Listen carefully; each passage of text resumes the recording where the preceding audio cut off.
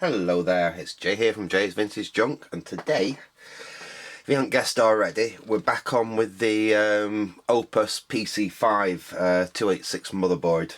This came out of that Opus PC-V that I picked up at the car boot sale, and it had reasonable corrosion damage around there. If you just tuned into this video, go and have a quick watch back at my other previous videos on this, because we had to do a fair bit of trace repair in this area where the battery was. There was a fair bit of damage. I am pretty confident now I have actually managed to repair all that actual trace damage. The issue is, when we tried it at the end of the last video on this, we basically got no activity from it, and I think we're basically in that position about now. Now, the only thing that's really changed, a couple of things have really changed, but the main thing that's really changed is I've swapped over to be using a different power supply. The main reason being, well, there's a couple of reasons again for that. One, the supply that I was using, it was one out of an old a Pt3, and I've used that power supply quite a bit for just testing, you know, AT motherboards, and it's worked fine. And in fact, not long before I used it on this, I just checked all the voltages, and I even give it a little tweak just to get the plus 5 volt and the 12 volt pretty close, because it does have an internal adjustment, fine-tuning adjustment in it, just to tweak the voltages. Anyway, I was basically having a setup like this. I was actually intending to start filming, and I got my dummy load, which I use when I'm testing AT power supplies, basically, which is just a knackered hard drive. It spins up, it gives a load, but obviously it's no good as a hard drive. It's incredibly useful for testing unknown power supplies, because if you kill it, so what? I've got a drawer full of them. So anyway, I had it powered up like that. I switched it on. It powered up, all my voltages come up right, and then I noticed that it started, the fan started slowing down. It started doing that switch protection thing that switch mode power supplies do, where it'll power up, shut down, power up, shut down. So something's failed in that. So in the meantime, I have dug this out of retirement. Believe it or not, I've had this power supply since probably I was 14 or 15. I got this when I was in high school. It came out of, I actually got two. They were Texas Instruments Turbo XT PCs, and I remember I managed to cobble out they were both broken, and I managed to get one good working PC out of the two. And I had, obviously, the other computer I scrapped because they were not really worth very much back then, but I did keep the power supply. And I used this from back then up until probably the very early 2000s, when I first got a actual proper variable bench supply as actually my main bench power supply. I used to have it mounted on a wooden board with a little box that were on the top of it with screw terminals on it, where I tapped off 5 volts and 12 volts. But I did keep on the AT power connectors, which I'd left on, because, like I said, originally I used to use it for testing motherboards and powering things up. So like I said, I left a couple of Molex power connectors on it. I left the AT power connectors on it, and then just added this little box with a 5 volt and 12 volt output on it. Anyway, I pulled it all back off the board and made it a standalone power supply. And it's just a really nice, useful test power supply. One thing with it is it's got overcurrent protection on it. So if something shorts on a board, it will shut down, which is basically is great if you're working on, you know, say a IBM 5160 or 5150 that's got the tantalum capacitors, which are guaranteed to blow. With this power supply, as soon as it shorts, the power supply will kick the power off like that. It's one really nice thing about that power supply. It's a really high quality supply.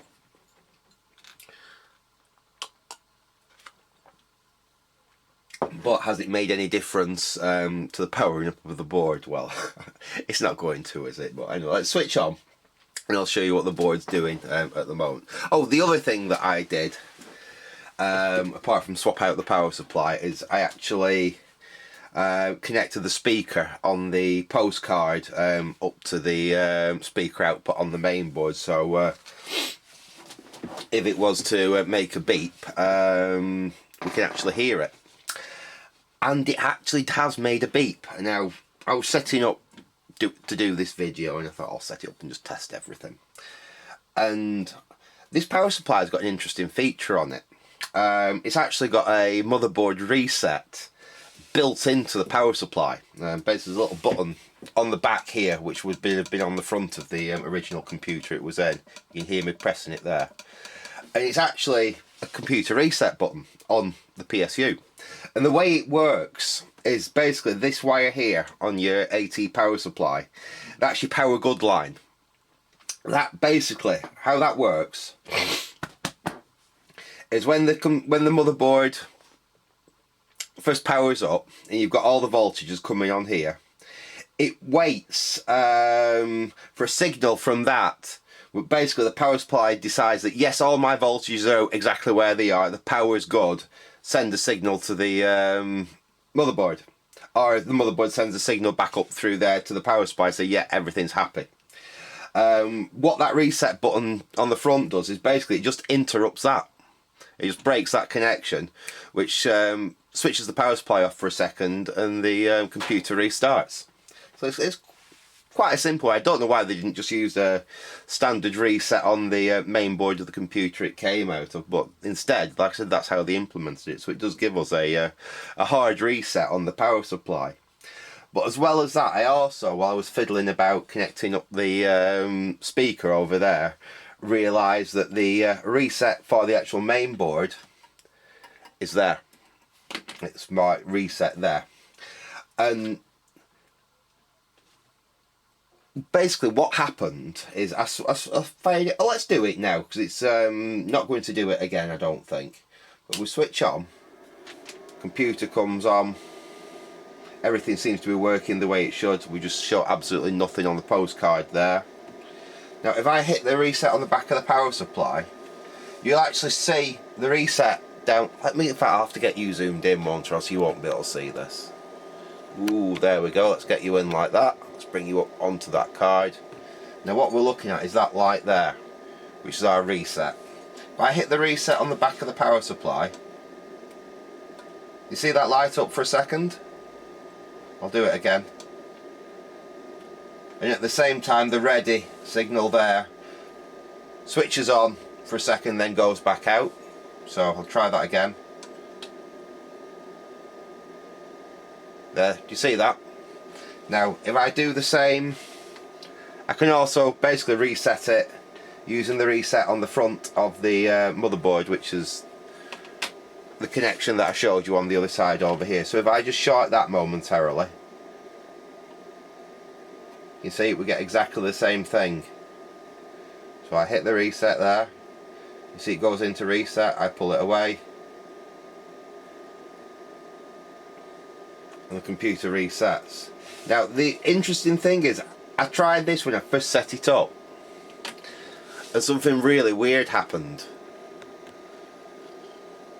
I got 3 beeps out of the speaker. So when I switched the computer on, I powered it on like that.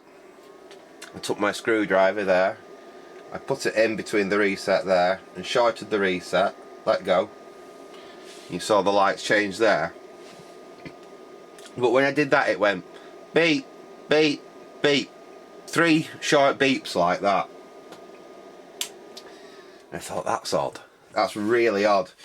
Because if the BIOS isn't working and it's not executing code or anything, how's it giving me 3 beeps?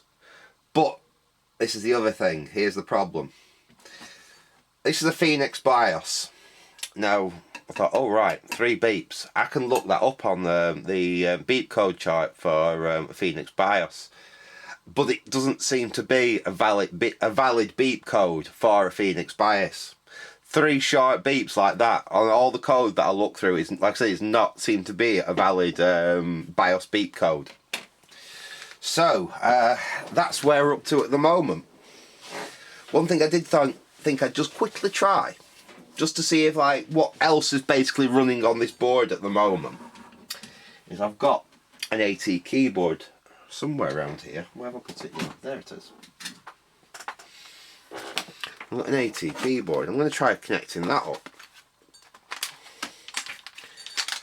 I want to see whether we get any activity on the num lock, caps lock and scroll lock there, which will indicate that again at least something on the computer is running. It's just really weird why we don't seem to be getting anything, excuse me, on the postcard.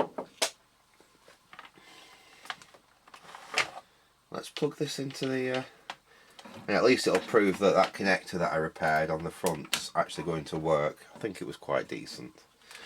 Right. You can see that there, can't you? If I leave that there. So let's switch on and let's see if we get any activity on the keyboard. Well, yes. So it's at least powering up. We're not getting anything else. We're not getting caps lock or anything to work. But at least it's getting its initial power on, isn't it? No caps lock. Where's scroll lock? That's scroll lock. That's stuck down. That's broken. That's going to be fun. No num lock, so no. But when let's try if it's doing a reset. Got to put a guide on that fan. Remind me I need to put a guide on that fan.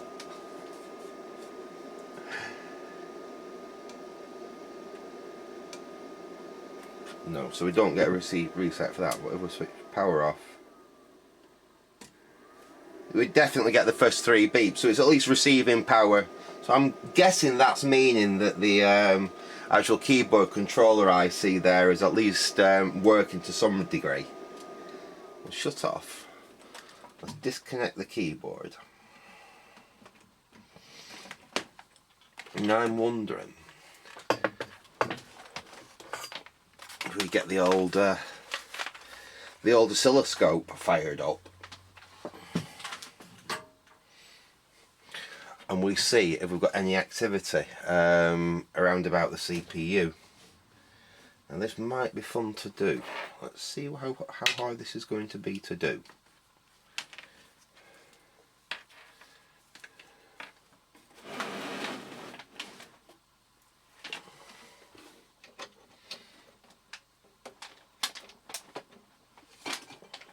Go on, plug in there. There you go. There we go. Let's switch on. I'm going to have to ground this to somewhere. Now where can we ground it to, which is going to be easy? Let's try that cam, because that's connected to ground anyway. That might be an easy place to get ground. Am I going to short that? No. Where can I get a good easy ground that's close enough that I can probe on that IC? That is the question. Can you see the scope there as well? Hopefully you can see everything that we're working with here. Right, okie dokie. Well, we've got a ground there. If we go on there, let's check underneath, make sure we're not going to short anything out underneath. No, we're still just on a nice ground there. Right. Now, I don't know where every pin on a 286 CPU is off the top of my head, and I haven't. Well, I've got a printout of the CPU like that, but it's in the it's on the computer in the other room. I need to actually print it out, on paper. But I do know. I think we've got data lines all down that side there, and I think we've got address lines. I know we've got a clock somewhere on the bottom here, and we have reset and I think a ready signal on the bottom somewhere along there. And I think the rest of them might well be address lines. Yeah, I think they are. So I think we've got address lines and other useful things we could do with probing along there. And I'm pretty certain all the way down that side there is data lines. So let's see. That's indeed if we can actually get a connection, with the probe in there. I don't know if we're going to make a contact or not. I might have to dig other probes out, but let's see if we're going to get any activity. So let's switch on. So we're watching the old oscilloscope over there. Let me see. This should be a address line if we can indeed make a contact. I don't even know if we're going to make a contact in this socket, that's the problem.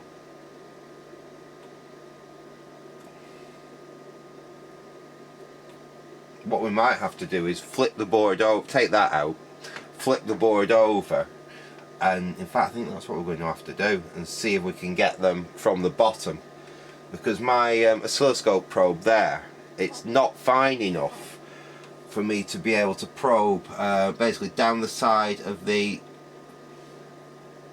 CPU there, get on the pin that I need to get on, and actually touch it. I don't want to put, force and push down too hard like that and risk actually damaging the IC socket. I actually do have a few of them, but they wouldn't be fun to change. Right, so let's power. Oh, why's my top light going off? Just a second. Oh, the bulb's loose, that's why. Right, let's remove. Let us remove Mr. Postcard. And this is the very fun part of this. Is going to be right. So that side will be over there, and it's that bottom side there that we want to get to. So we're going to have to basically probe round. This is going to be a lot of fun. We know, again, was on that side over there, so this over here should be where all those data lines are, along there, and then along here should be things like clock, reset, ready, and a load of address lines. So let's try this again. So we're watching on the oscilloscope over there. Let me just stick on one of these data lines and see if we've got anything happening there. Oh, there's something there. Can we hit auto?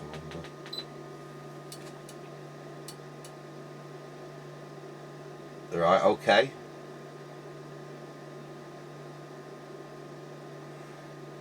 Well, that looked like a signal to me. Let's try something else. Again, this should be another data line. Well, we've got activity there. Let's try another one. And we've got activity there. Let's try one of the address lines, shall we? Again, I don't know which one I'm actually probing on here. We could also be hitting one of the resets of the clocks. But let's just for fun. I think that was probably one of the address lines. And that doesn't look too far out of what would be expecting. Let's try that there. I think that must be a ground. There we go.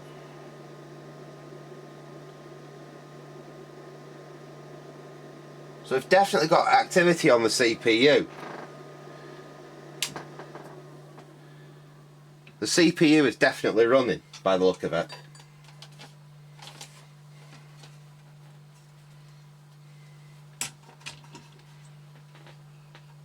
Have we got any? Couldn't be that simple, could it? Let me just pop those two ICs out, because that is not very well in its socket there.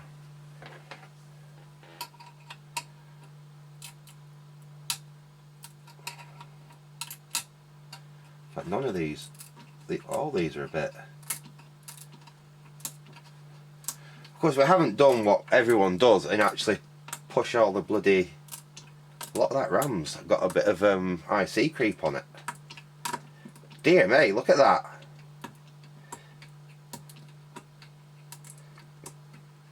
I think we've got a fair bit of IC creep on some of these. Let's go in.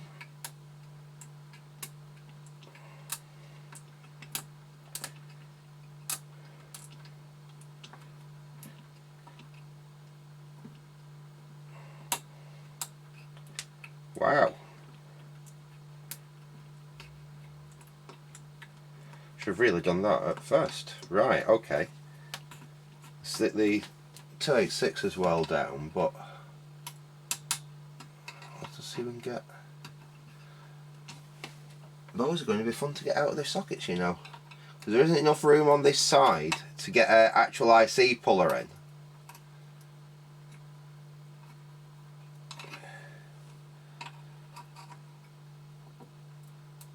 And it's not too happy about my lever on top of them DRAM either. That is incredibly tight in that socket. I don't honestly think that'll be an issue, but let's take it out and we can just quickly inspect the pins, see how if there's any corrosion on them. I mean, we do have corrosion on this board, we do know that. Dear me, that's tight.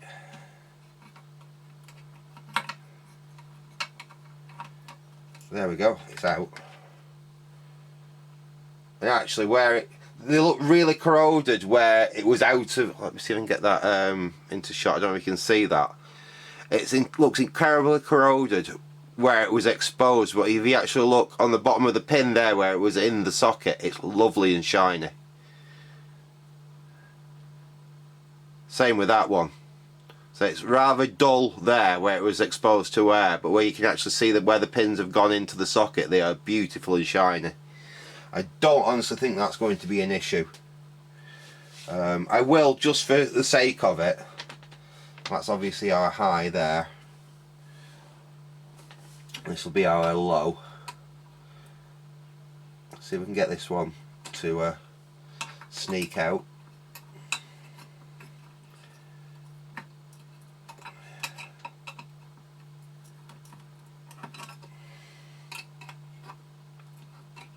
Okay.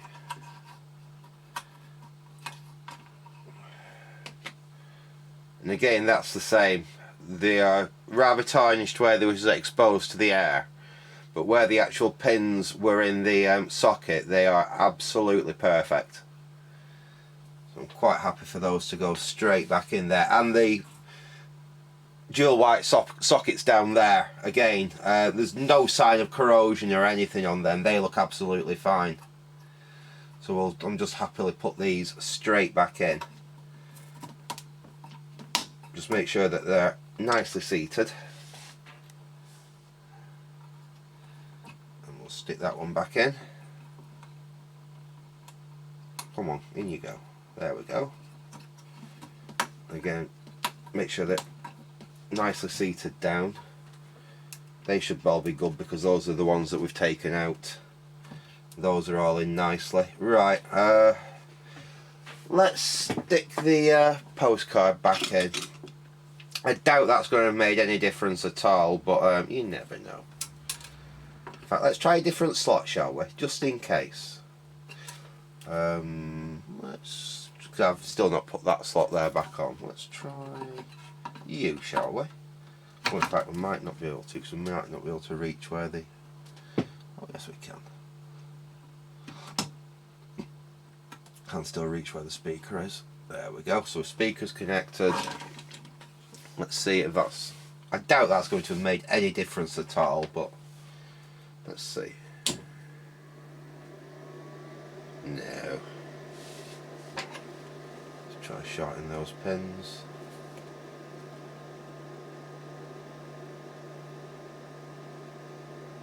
So at least the reset there is working, and we know that the CPU's running. As I've said, most odd. I just wish I could make it do that beep again. Saying that again, most odd.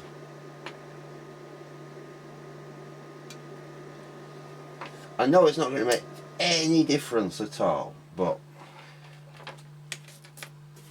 let's just connect it up to a monitor and put the keyboard on and just see if we have anything come up. I very much doubt this is going to make any difference at all. We've got a known good ISA VGA card here. This is one that I basically keep about for testing. I know it works. There we go. You can go in there like that. Get some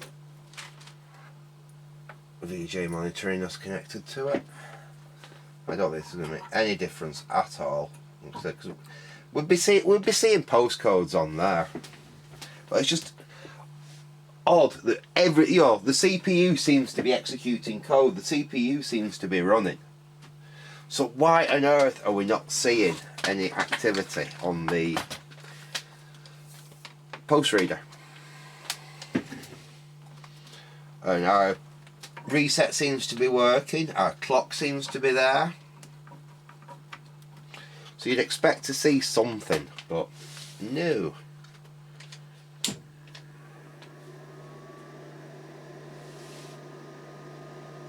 It's not like trying to initialise the card or anything, definitely not, because it would have took the monitor out of standby. So why on earth is it not executing code?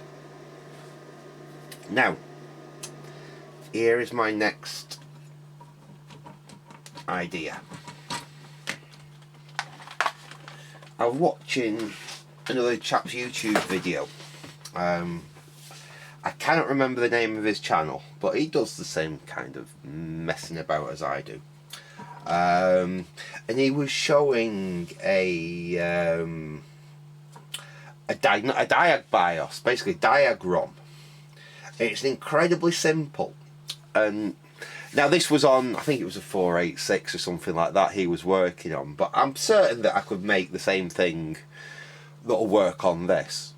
And all it does is it's got the bare minimum of code to basically just show some characters on your diags card there.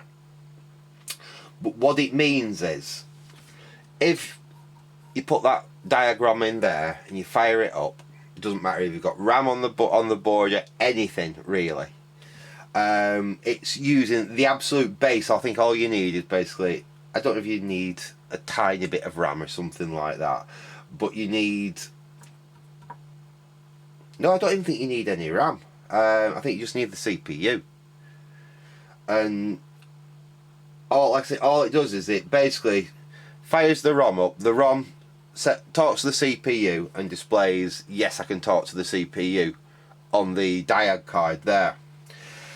If that works, then you know that the main important parts are working, and then you can, it's probably something to do with the BIOS or something. You can start looking down what levels it is. Obviously then, if you don't get that coming up there, you've got something wrong literally between the diags card, your CPU and your BIOS there. It's not actually being able to talk to one another, and we can start looking, is it one of the bridge chips or something like that that's going to be faulty, which if it is, actually replacing them on here wouldn't be too horrendous because there's not that many pins, and although I really don't like doing surface mount work, replacing one of them would not be on my skill level. The trouble probably would be finding replacement chips for it, or at least finding them at a price that I would consider viable to actually do it. Anyway, I'm going to leave it there for now. I know this hasn't been like a mega long video or anything. I know we haven't really made any progress. But what I am after is suggestions. Where should we go next with it? Because I'm a little bit of a loss at the moment, for the simple fact, like I said, we know we've got activity on the CPU. We know the CPU's running.